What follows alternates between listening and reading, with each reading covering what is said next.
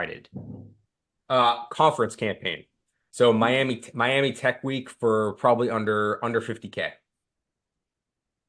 And that's where a lot of our B2B customers start is let's run a test, let's do some sort of a conference amplification. I'm going to talk about that as well with one of the examples. Glad you asked the question. You don't need to spend this much. By the way, like our technologies also help to educate and tell you how much you should spend in a tier one city, in a tier two city, a tertiary or secondary market. And part of our job and part of how we built the platform is to identify those secondary markets where your budget can actually go further, right? So sure, everyone wants to target San Francisco and New York. Those are expensive. Those are competitive. And they're distracting, right? And what about some of the other types of DMAs? And we're going to show you in our product demo a place like where we went for B2B MX. Greg, what does DMA mean? DMA. So that is essentially describing a city, a greater city and a market, right? So if we're thinking about the greater Boston DMA, that includes essentially Boston, downtown Boston, all the way up kind of through New Hampshire. That is a DMA. And we even take it a step further by being able to narrow down to the zip code level. And we'll kind of talk through that.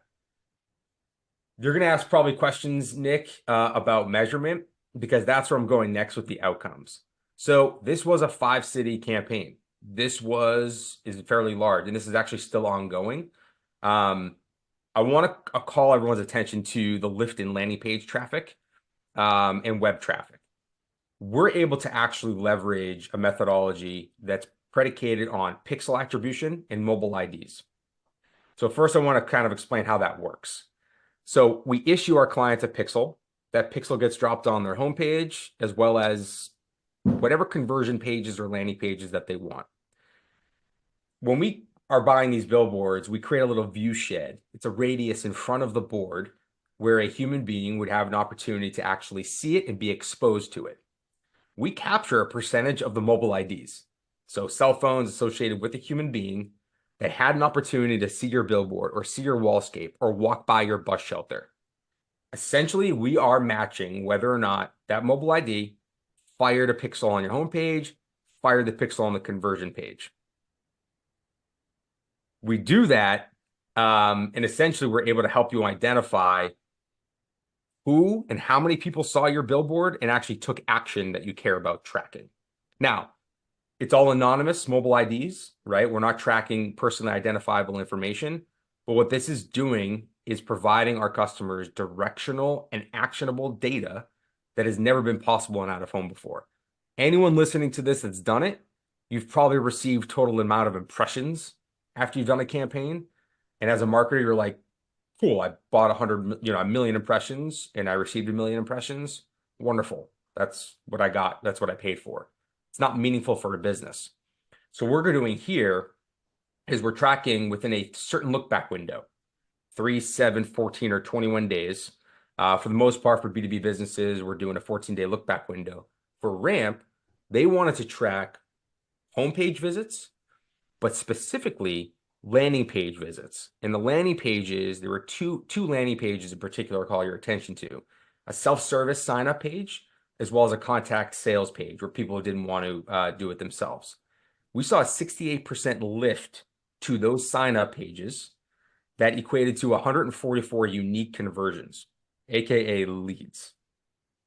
So again, we were able to, and then the 68% lift, there's a control group in the same market, right? There's a control group, it's a lookalike audience, and those are people that were not exposed to the ad. So what you're looking at in the dashboard is, if you never ran out of home, here's what lift to those landing pages would look like and what those conversions would look like. But since you did, that test group, the exposed audience, here's what that lift is. We also help them reduce their overall CPM costs here over the course of the campaign.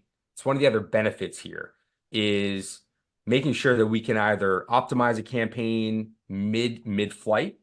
There's oftentimes, this is the real world, there are oftentimes technical issues or opportunities to potentially leverage space that opens up.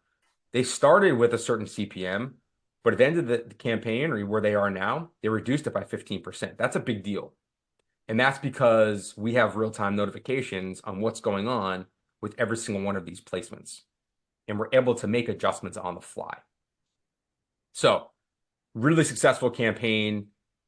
They also have learnings within each market.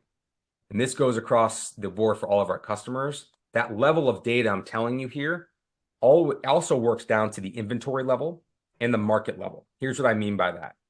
So they incorporated 10 different format types, digital and static, bus shelters to wallscapes. We can actually break down and help our clients know which ones generated more web lift and more landing page conversions. So we can actually help them learn what to invest in going forward. We can also break it down by market. The Atlanta market for them, very successful market. It was actually the market that they had spent the least amount of money in. So we're able to actually help them identify, well, we can pull money from Chicago and put it into Atlanta. Atlanta's performing exceptionally well, and we know where to invest those dollars. Frequency formats, bus shelters, urban panels, those actually generated more landing page conversions than your billboards in Atlanta.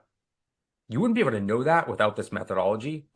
And that also helps inform not only mid-campaign adjustments, but for their next campaign. And that's the point. These are learnings. And as marketers, that's what I think we all strive for.